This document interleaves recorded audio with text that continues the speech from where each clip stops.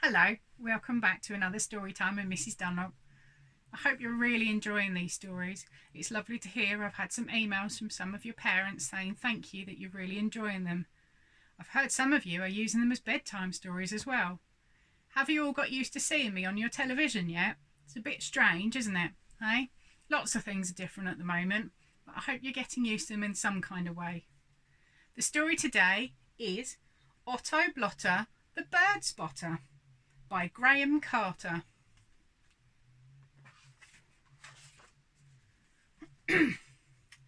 Turtle Dove was a town much like any other, except for one small difference. It was full of birds and bird spotters. And the most famous spotters were a family named Blotter. The Blotters spent every moment of every day spotting birds. They'd even turn their home into the perfect hide, so they never had to leave it. But young Otto Blotter was not a spotter. He didn't like staying indoors at all. What he liked to do was to explore.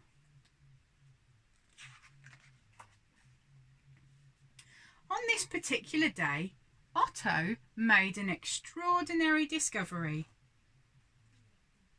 That's a huge footprint. That's the biggest poo I've ever seen. Then another. And another. Feathertastic! Then he made the most surprising discovery of all. Hidden in the bushes, all alone, sat the most unusual little bird. Otto wasn't allowed pets, but he couldn't just leave this little fellow. He scooped up the bird and sneaked him back into his room. Luckily, his family were too busy to notice.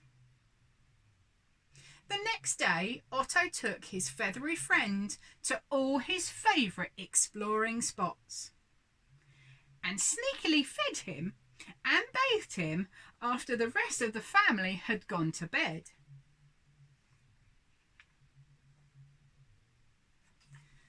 But the days passed. Otto started to notice some big changes. On Monday, then Tuesday, then Wednesday, Thursday, Friday, and oh gosh, Saturday. His little friend was not so little anymore, and Otto's secret was becoming too big to hide. Otto knew Bird was going to be discovered at any minute. There was nothing more he could do to hide his huge friend. Luckily, Bird didn't like to see Otto upset. He knew this was the moment to show his friends something truly remarkable. Camouflage.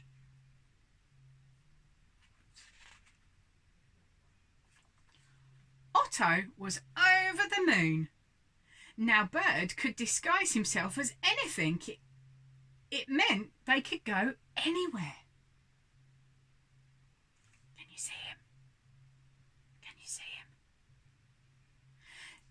They could once again visit their favourite spots and go on fabulous adventures. And no one would ever know. He's hiding in the path.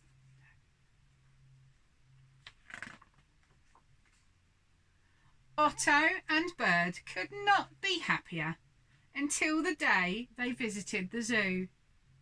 As they passed family after family of meerkats and penguins and monkeys and stingrays, Bird seemed to grow sadder and sadder. Otto's thoughts flashed back to the day he first found Bird. The huge footprints, the giant feathers, the massive pile of poo. Suddenly, he realised Bird hadn't been alone. Bird had a family. But Otto was going to need help to find them. Luckily, Otto's family were expert bird spotters. Surprise! Look what I found! After recovering from meeting the most majestic bird ever discovered, the whole Blotter family set to work helping Otto come up with a plan. By nightfall, they had made the tallest bird spotting tower ever built. The Blotters were sure they would spot Bird's family in no time now. Everybody keep super still. Be a good fellow and pass my night vision goggles. Oi, can I get down, please? They peered for hours and hours into the still, inky night, but they didn't spot a thing.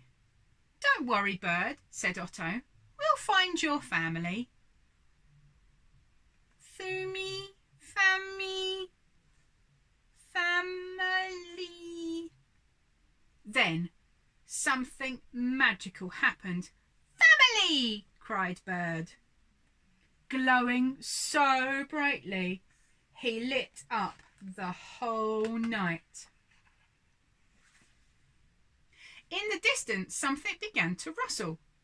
Something began to stir. And something began to glow. One by one, 3 even bigger birds came out of the darkness. They'd been found. Otto was really happy that his friend had found his family. But they didn't make it any easier when the time came to say goodbye. The Blotters hoped they would spot him again one day, though. After all, they were the experts. From that day on, Otto became a top spotter himself. And the rest of the family Blotters found that exploring with Otto led to all kinds of amazing discoveries and the odd adventure too.